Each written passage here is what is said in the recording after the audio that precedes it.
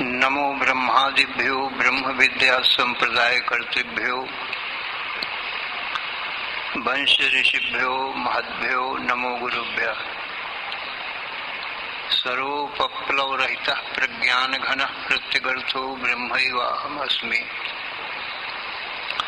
नारायणं पद्मभवं वसिष्ठं शक्तिं च तत्पुत्र पराशरं च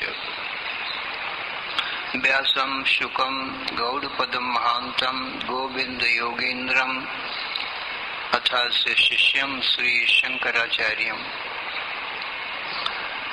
अथास्य पद्मपादं च हस्तामलकं च शिष्यं तंत्रोटकं वार्तिककारम् अन्यान् अस्मद्गुरून् सन्ततम् आनतोऽस्मि। श्रुतिस्मृति पुराणानाम् आलयं करुणालयं नमामि भगवत्पादं शंकरं लोकशंकरं शंकरं शंकराचार्यं केशवं बादरायणं सूत्रभाष्यकृतौ वन्दे भगवन्तौ पुनः पुनः। ईश्वरो गुरुः आत्मेति मूर्तिभेद विभागिने व्योमवद्व्याप्त देहाय दक्षिणामूर्तये नमः। अशुभानि निराचष्टे तनोति शुभ संततिं स्मृतिमात्रेण यत्पुंसां ब्रह्म तन्मंगलं परम्। अति कल्याण रूपत्वात् नित्य कल्याण संश्रयात् स्मृतीनां वर्धत्वाच्च ब्रह्म तन्मंगलं विदुः। ओंकारश्चाथ शब्दस्य द्वौ एतौ ब्रह्मणः पुरा कंठं भित्त्वा विनिर्यातौ तस्मान् मांगलिकौ उभौ। ओम तत्सत्। परब्रह्मणे नमः। श्री राम जय जय राम। श्री राम जय जय राम। श्री राम जय जय राम। श्री राम जय जय राम। धर्म की अधर्म का प्राणियों में विश्व का हर हर महादेव। असरण शरण कारण करुण करुणा वरुणालय कर्तुम अकर्तुम अन्यथा कर्तुम समर्थ नित्य शुद्ध बुद्ध मुक्त स्वरूप अनंत कोटि ब्रह्मांड नायक परात्पर पूर्णतम पुरुषोत्तम परब्रह्म सच्चिदानंद घन सर्वज्ञ सर्वशक्तिमान भगवान श्री कृष्ण से अर्जुन ने पूछा, हे भगवान कार्पण्य दोषोपहत स्वभाव पृच्छामि त्वां धर्म सम्मूढ़ चेता यच्छ्रेयः स्यान् निश्चितं ब्रूहि तन्मे शिष्यस्तेहं साधिमां त्वां प्रपन्नम। हे भगवान अज्ञानता के कारण मेरा स्वभाव नष्ट हो गया है और धर्म को भी सम्यक प्रकार से नहीं जानता हूँ। मेरा परम कल्याण किस प्रकार से होगा उस उपाय को भी नहीं जानता हूँ। इसलिए मैं आपसे पूछता हूँ, मेरे परम कल्याण का उपाय बताओ। मैं आपका शिष्य हूँ, आपकी शरण में हूँ। मेरा तन मन बुद्धि प्राण आपके चरणों में अर्पण है। कृपा कर मेरे कल्याण का उपाय आप बतावें, जिससे नित्य सुख शांति की प्राप्ति, आत्यंतिक दुखों की निवृत्ति हो। वह उपाय आप बताओ। तो भगवान श्री कृष्ण बोले, हे अर्जुन असोच्यानन्न सोचस्तुम प्रज्ञावादांश्च भाससे गतासु न गतासु नानुशोचन्ति पंडिता। न त्वेवाहं जातु नासं न त्वं नेमि जनाधिपाः न चैव न भविष्यामः सर्वे वयम् अतः परम् देहिनोऽस्मिन् यथा देहे कौमारं यौवनं जरा तथा देहांतर प्राप्तिर्धीरस्तत्र न मुह्यति। अर्जुन, ये देह की कौमार, यौवन और जरा अवस्था होती है और जन्म और देहांतर की प्राप्ति ये देह की होती है। देह की में ही ये सब विकार हैं। जायते अस्ति वर्धते विपरिणमते अपक्षीयते विनश्यति दिखट भाव विकारा। जन्म लेना, दिखाई पड़ना, बढ़ना, बदलना, फिर क्षीण होना, फिर विनाश हो जाना, ये सब देह के धर्म हैं। और इस देह में जो देह को देखने वाला देही आत्मा रहता है वो चेतन है। अर्जुन, वो चेतन तत्व मेरा ही स्वरूप है।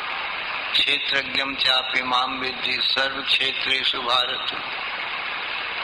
अर्जुन, सभी क्षेत्र माने शरीरों में, देहों में जो देह को देखने वाला, देह को जानने वाला दृष्टा है वह तो मेरा ही स्वरूप है। इसलिए जितने भी जीव हैं वो सब मेरे स्वरूप हैं। मैं सच्चिदानंद स्वरूप हूँ तो सब जीव मेरे स्वरूप होने के कारण सच्चिदानंद स्वरूप हैं। देह मेरी माया से क्षण मात्र में बनते हैं, पुनः मिट जाते हैं। देह कहने से मुझ ईश्वर के और जीवों के तीन देह जान लेना। स्थूल देह, सूक्ष्म देह, कारण देह, ये तीन देह हैं। पंचीकृत पंच महाभूतों से यह स्थूल देह बनता है।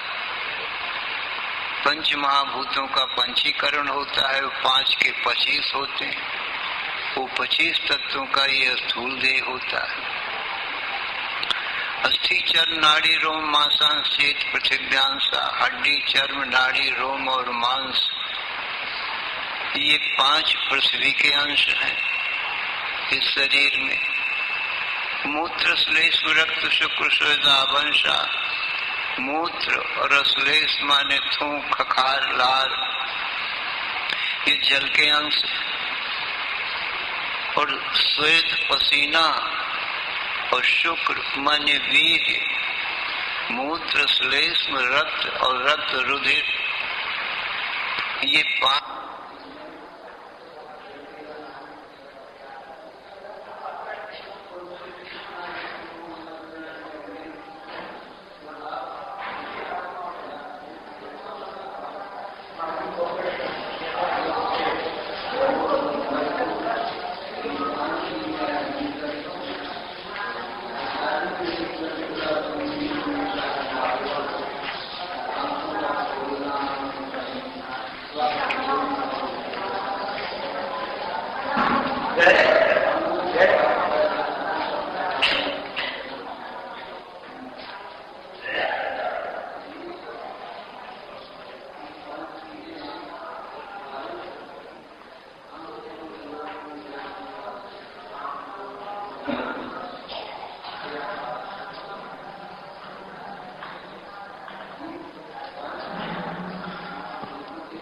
तत्व हो गए।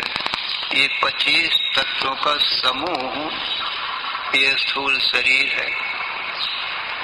इस स्थूल शरीर के भीतर सूक्ष्म शरीर है, वो 17 अथवा 19 तत्वों का है। सो इस प्रकार से है 5 ज्ञानेंद्रिय, 5 कर्मेंद्रिय, 5 प्राण, मन, बुद्धि, चित्त, अहंकार। 5 ज्ञानेंद्रियों के ये नाम है श्रोत्र, त्वचा, चक्षु, जिह्वा, घ्राण। ये 5 ज्ञानेंद्रिय हैं। इन 5 ज्ञानेंद्रियों से 5 विषयों का ज्ञान होता है। शब्द, स्पर्श, रूप, रस, गंध, ये 5 विषय रूप संसार है। श्रोत्र से शब्द का ज्ञान होता है, त्वचा से स्पर्श का, चक्षु से रूप का ज्ञान होता है, रसना से खट्टे मीठे रस का ज्ञान होता है, और घ्राण से, नासिका से गंध का ज्ञान होता है। इसलिए ज्ञानेन्द्रियां 5 कर्मेंद्रिय हैं, वाक, प्राण, पाद, पायु, पश्चाख्यानि कर्मेंद्रियाणि। वाक से बोलने का काम होता है, कर्म होता है। हाथ से लेन देन का कर्म होता है। पैरों से गमनागमन, आना जाने का कर्म होता है, चलने का कर्म होता है। वायु से मल त्याग, उपस्थ से मूत्र त्याग का कर्म होता है। इनको ज्ञान नहीं है, ये 5 कर्मेंद्रियां कर्म ही करती है। ऐसे ही 5 प्राण हैं, वो भी अपना अपना कर्म ही करते हैं, उनको भी ज्ञान नहीं है। प्राण अपान व्यान समान उदान, जो शुद्ध वायु हम बाहर से लेते हैं नासिका के द्वारा, श्वास के द्वारा, उसका नाम प्राण है। वो शुद्ध वायु शरीर के भीतर जाकर के और शरीर के भीतर घूम करके जब बाहर निकलती है तो वो गंदगी निकालती रहती है। भीतर की जो गंदगी है वो बाहर निकालती है, उसका नाम अपान हो जाता है। चाहे नासिका के द्वारा घूम के निकले अथवा नीचे गुदा मार्ग से निकले, वो गंदी वायु निकलती है। तो भीतर की गंदगी ही वो बाहर निकालती रहती है, क्योंकि भीतर की गंदगी नहीं निकले तो भी प्राण नहीं रहेंगे। बाहर से शुद्ध वायु न ली जाए सांस के द्वारा तो भी जीवन न रहेगा। इसी प्रकार से व्यान वायु व्याप्त होकर के रहती है सभी संधियों में। सारे अंगों को का जो सिकोड़ना, फैलाना आदि कर्म होता है वो सब व्यान वायु का काम है। समान वायु नाभि स्थान में रहती है और खाए पे अन्न जल का रस, रक्त आदि पाचन करके बनाती है। और सभी नस नाड़ियों में 72,000 नाड़ियां हैं स्थूल सूक्ष्म, उनमें रुधिर का प्रेशर करके प्रवाह करती है। 1 मिनट के अंदर अंदर 72 बार ये रक्त दौड़ जाता है नस नाड़ियों में। और जिस नाड़ी में रक्त न जाएगा वो नाड़ी सूख जाएगी। इसलिए बहुत तेजी के साथ में ये समान वायु रक्त को सब नाड़ियों में भेजता रहता है। और जो उदान वायु है वो कंठ में रहता है, खाए पे अन्न जल का विभाजन करता रहता है। इस प्रकार से ये 5 प्राण अपना अपना कर्म करते रहते हैं। चतुष्टय अंतःकरण है, मन बुद्धि चित्त अहंकार, ये अंतःकरण की 4 वृत्तियां हैं। मन का स्वरूप संकल्प विकल्प है, ये काम करूं ऐसा संकल्प करता है, फिर विकल्प करता है ये काम करूं कि दूसरा काम करूं अथवा इस काम को ना करूं, इसको विकल्प कहते हैं। ये संशयात्मक है, संकल्प विकल्प रूप है, निश्चय नहीं करता। और बुद्धि का स्वरूप है निश्चय करना, निश्चयात्मिका बुद्धि, व्यवसायत्मिका बुद्धि। बुद्धि में विशेष करके ज्ञान प्रकट होता है, जैसे बल्ब में बिजली प्रकट होती है। बुद्धि अग्नि तत्व का कार्य है और अत्यंत शुद्ध है, उसमें व्यापक चेतन प्रकट होता है, प्रतिबिंब रूप से, आभास रूप से। तो इसलिए बुद्धि को ज्यादा ज्ञान है। इसलिए बुद्धि निर्णय करती है कि अमुक काम करना चाहिए, अमुक नहीं करना चाहिए, क्या धर्म है क्या अधर्म है। ये सत्वगुणी बुद्धि से निर्णय होता रहता है।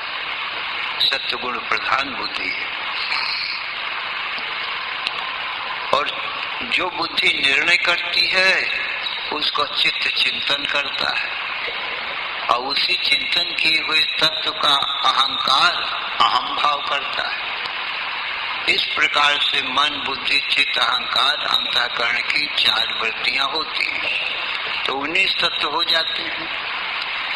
कहीं वेदांत ग्रंथों में 17 तत्व का ही सूक्ष्म शरीर बताया है, तहाँ मन बुद्धि के अंतर्गत चित्त और अहंकार को ले लिया गया है, तो 17 तत्व हो गए। और कहीं कहीं षोडश कलसा पुरुषा ऐसा लिखा है कि सूक्ष्म शरीर 16 तत्व का है। तहाँ मन बुद्धि चित्त अहंकार चतुष्टय अंतःकरण को एक गिन लिया गया है, तो 16 तत्व हो गए। और मन बुद्धि 2 गिन लिए गए तो 17 तत्व हो गए। और चारों वृत्तियां मन बुद्धि चित्त अहंकार गिन लिए गए तो 19 तत्व हो गए। इसलिए सभी ग्रंथों में ठीक ही लिखा है, कोई विषमता नहीं है, संशय का काम नहीं है। तो इस प्रकार से ये सूक्ष्म शरीर है, जितने भी कर्म हैं वो सब सूक्ष्म शरीर के अंतर्गत आते हैं। स्थूल शरीर तो ये मकान के समान है,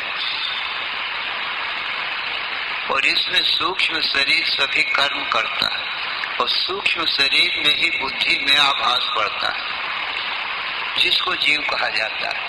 साभास बुद्धि कर्तृत्व, और यही साभास बुद्धि कर्तापन का अभिमान करती है। असली में बुद्धि में साभास बुद्धि में सब कर्म होते हैं, इंद्रियों के द्वारा बुद्धियों में सब कर्म होते हैं। और ये जो चिदाभास है ये आप कर्तापन का अभिमान कर बैठता है, क्योंकि बुद्धि तो इंद्रिय और बुद्धि आदकों में हो गए जितने भी कर्म हैं। और ये जो चिदाभास है असली में इसमें कर्म नहीं है।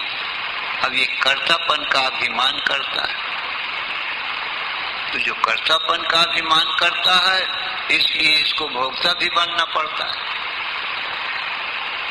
फिर कर्मों का फल भोगने के लिए जन्म मरण भी धारण करना पड़ता है। और जब इसको गुरु की कृपा से, संत महात्माओं की कृपा से, ईश्वर की कृपा से और अपनी आत्मा की कृपा से, ये 4 कृपाएं हैं, ईश्वर कृपा, गुरु कृपा, वेद कृपा और आत्म कृपा।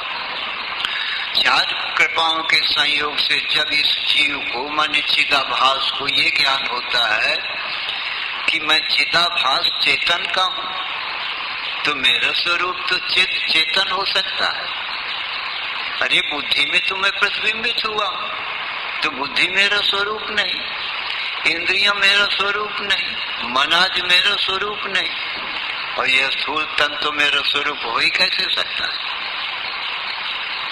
तो ये ऐसा अभिमान जब करता है सोहम अस्मि, ये देह इंद्रिय मन बुद्धि प्राण ये शरीर में नहीं हूँ, सोहम अस्मि, वो जो चेतन है उसका मैं प्रतिबिंब हूँ, इसलिए वो बिंब ही मेरा स्वरूप है। तब इसको कर्ता भोक्ता पाने का अभिमान जाता रहता है। हर्ष विषाद ज्ञान अज्ञाना जीव धर्माभिमाना, विषयों को पा करके हर्षित होना, न पा करके विषाद करना। हर्ष विषाद और ज्ञान अज्ञान, इसी जीव को चिदाभास को अपने स्वरूप चेतन का अज्ञान होता है, और ईश्वर कृपा, गुरु कृपा, वेद कृपा और अपने अंतःकरण की कृपा से इस जीव को ही ज्ञान भी होता है। अज्ञान दशा में यही देहाभिमान करता है, और ज्ञान दशा में यही अपने शुद्ध ब्रह्म सच्चिदानंद स्वरूप का अभिमान करता है। देह अभिमान से बंद होता है, और यही अभिमान, यही अहंकार, अहम ब्रह्मास्मि, मैं ब्रह्म हूँ, इससे मुक्त होता है। मैं ब्रह्म हूँ, ये शुद्ध आम भाव है, और देह हूँ ये मलिन है, ये अज्ञान रूप। अहम ही दुविधा प्रोक्ता शुद्धं च शुद्धमेव च देहो हम इति अशुद्धम स्यात्, और शुद्धम सोहम मुनिस्मृता, मैं देह हूँ ये अशुद्ध अभिमान है, इससे जन्म मरण का बंधन है। क्योंकि जब अपने को देह मानेगा तो देह के मरने से अपना मरना मानेगा, और देह के जन्म से अपना जन्म मानेगा, तो जन्म मरण का दुख भोगेगा। और जब ज्ञान होगा तो शुद्ध ब्रह्म का मैं भाई ब्रह्म का प्रतिबिंब हूं, तो मेरा सच्चा स्वरूप बिंब ही हो सकता है। जिसमें मैं प्रतिबिंब पड़ा हूं वो नहीं हो सकता। जैसे हमारे तुम्हारे मुख का प्रतिबिंब दर्पण में पड़ता है, तो दर्पण में जो हमारे तुम्हारे मुख का प्रतिबिंब पड़ा है, एक मुख दिखाई पड़ रहा है, उसका सच्चा स्वरूप तो हमारा ग्रीवा में हमारे शरीर में स्थित मुख ही हो सकता है। दर्पण तो नहीं हो सकता। दर्पण तो खाली प्रकट करने वाला है, तो दर्पण नहीं हो सकता। हमारे शरीर में स्थित मुख ही उस प्रतिबिंब का स्वरूप हो सकता है। इसी प्रकार से बुद्धि रूपी दर्पण में, अंतःकरण रूपी दर्पण में हमारे चेतन का आभास रूप प्रतिबिंब पड़ा, तो बुद्धि अंतःकरण तो उसका स्वरूप नहीं हो सकता है, किंतु चेतनात्मा मेरा सच्चा स्वरूप वो प्रतिबिंब का बिंब रूप हो सकता है। तो अपने सच्चे स्वरूप का जब अहम भाव ये करता है कि मैं ये नहीं हूं, वह हूं, मैंने चेतन हूं, सच्चिदानंद हूं, उसी को ब्रह्म कहते हैं चेतन को, तब ये मुक्त हो जाता है। जब तक ये शुद्ध सच्चिदानंद घन अपने सत्स्वरूप में अहम भाव नहीं करेगा और देह में अहम भाव करेगा, तब तक जन्म मरण नहीं छूटेगा। तो ये चिदाभास को ही बंध है और चिदाभास का ही मोक्ष है। हमारा आत्म तत्व का न तो बंध है न मोक्ष है। आत्मा तो नित्य मुक्त है ना, ये बुद्धि का साक्षी है ना, जीव का साक्षी है, ये तो नित्य मुक्त है। जो भी बंध मोक्ष है ये साभास बुद्धि जीव का ही है। 7 अवस्थाएं जीव की बताई है। अपने स्वरूप का, ब्रह्म स्वरूप का न जानना अज्ञान, और अज्ञान से फिर आवरण होता है और विक्षेप शक्ति होती है। तो ब्रह्म नहीं है, नहीं भासता है, इसको आवरण शक्ति कहते हैं। ब्रह्म नास्ति, ब्रह्म नहीं है और नहीं भासता है। नास्ति न भासती, ये 2 प्रकार का आवरण है। और फिर इससे विक्षेप होता है, आवरण शक्ति से फिर विक्षेप होता है। 5 महाभूत, देह, इंद्रिय, मन, बुद्धि, ये सब, और विषय और विषयों में आसक्ति, और उससे दुख आदि का होना और रुदन आदि करना, ये सब विक्षेप के अंतर्गत है। संसार तैयार हो जाता है, इसको विक्षेप कहते हैं।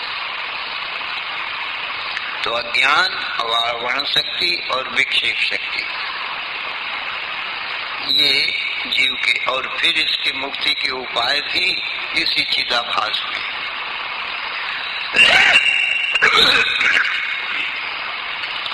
एक तो अवान्तर वाक्य होता है, दूसरा महावाक्य होता है। जब जीव ईश्वर कृपा से ये स्थूल शरीर जो मनुष्य शरीर है ये पाता है और फिर गुरु की शरण में जाता है, तो गुरु इसको पहले अवान्तर वाक्य का उपदेश करता है। अवान्तर वाक्य क्या है? सत्यम ज्ञानम अनंतम ब्रह्म। इसको स्वरूप बोधक वाक्य को अवान्तर वाक्य कहते हैं। इसमें ब्रह्म का स्वरूप बताया गया है। ब्रह्म कैसा है? सत्य चित आनंद, सत्यम और ज्ञानम, ज्ञान भी चिद है और आनंद, ये ब्रह्म का स्वरूप है। ये अवान्तर वाक्य है। तो अवान्तर वाक्य से क्या होता है? ब्रह्म नहीं है, ये आवरण शक्ति का नाश हो जाता है। वेद प्रमाण से सिद्ध हुआ कि ब्रह्म है, वो सच्चिदानंद रूप है। ये प्रबल प्रमाण है, ईश्वर का वचन है। तो ब्रह्म नहीं है, ये आवरण शक्ति चली जाती है। और ब्रह्म नहीं भासता है, ये महावाक्य से दूर होता है। फिर शिष्य कहता है ब्रह्म है, सच्चिदानंद स्वरूप है, वो कहाँ है, मुझे कैसे मिलेगा? तब गुरु उसको महावाक्य का उपदेश करता है। जो सच्चिदानंद ब्रह्म है, तत्त्वमसि, ये महावाक्य। हे जीव, हे शिष्य, वही तू है। प्रबल प्रमाण है, ईश्वर का वचन है, महावाक्य है। तो संशय रहित ये ज्ञान होता है कि मैं ब्रह्म हूं, मैं सच्चिदानंद ब्रह्म हूं। महावाक्य से ये ज्ञान होता है। तो विक्षेप शक्ति से जो इसको दुख हो रहा था, ये विक्षेप हो रहा था, तो विक्षेप शक्ति की भी निवृत्ति हो जाती है। और वह ब्रह्म तू है, तो ब्रह्म नहीं भासता है, ये दूसरे आवरण की भी निवृत्ति हो जाती है। तो विक्षेप शक्ति की निवृत्ति हो जाती, तो परम हर्ष को ये प्राप्त होता है, महान आनंद को ये प्राप्त होता है।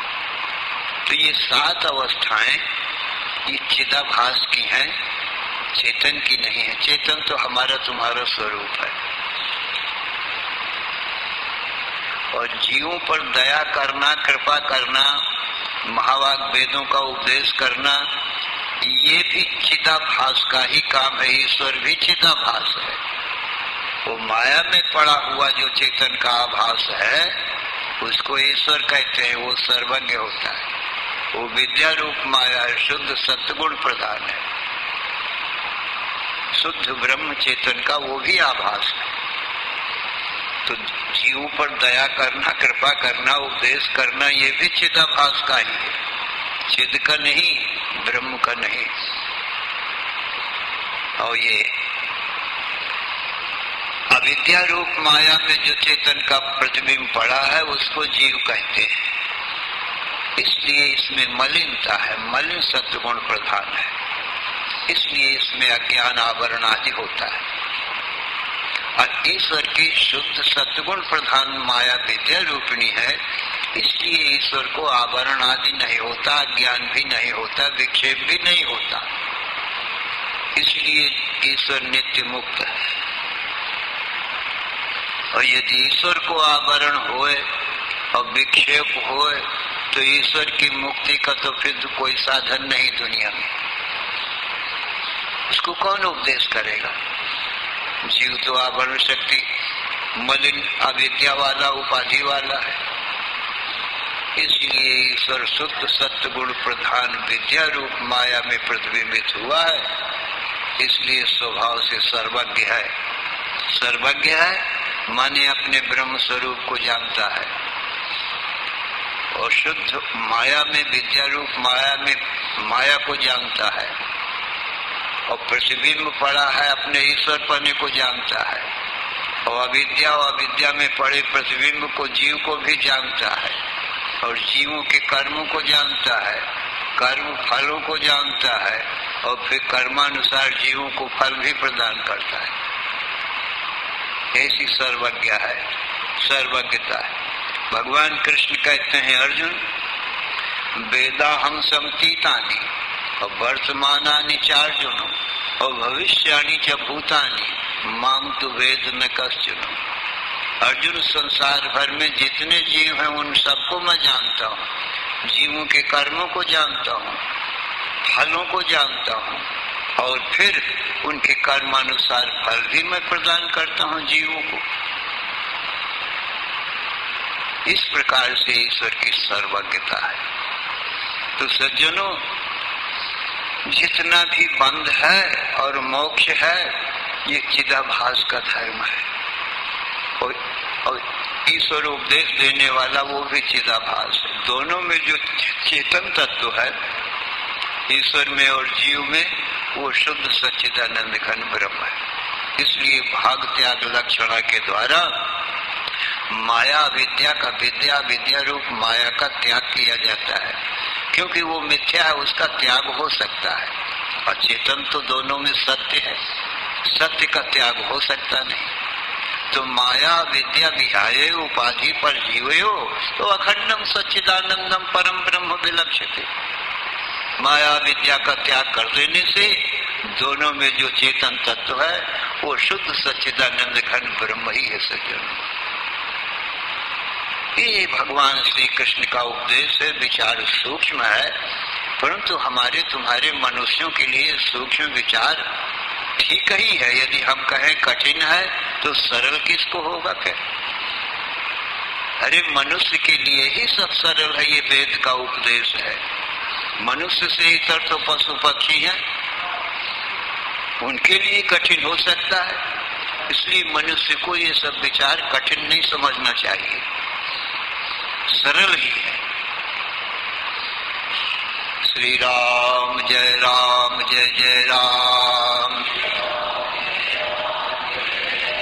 श्री राम जय जय राम, श्री राम जय जय राम। धर्म की अधर्म का प्राणियों में विश्व का हर हर महादेव।